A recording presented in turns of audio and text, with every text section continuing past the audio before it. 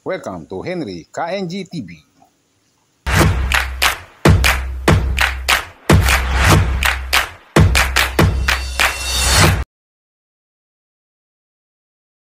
Ay na po sa inyo lahat, mag-alas 12 na po ng umaga, ng tanghali pala. Ayan. Ito po yung aking mga kamatis dito, ang lalaki po. Ayan. Ito po mga kamatis na to, ay ano po ito, cherry tomato. Ayan po, nakita nyo, sumobra pa sa tulos, napakataas. Yung sukat po ng kamatis na rin, mga higit na po 6-footer to. Siguro po mga 6'8 na yan, 6'8 o 6'9. Malapit na po maging 7 feet yung kamatis ko. Napakataas po nila. Yan po, sumobra na po sa tulos. Pero ang dami pong bunga niyan.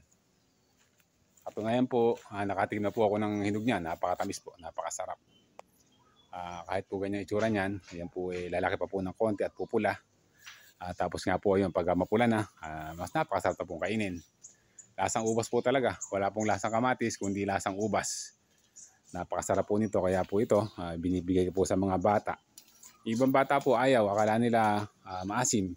Pero pag natikman nila, masarap daw po pala. Kaya po ayun, nahingi pa po sa akin.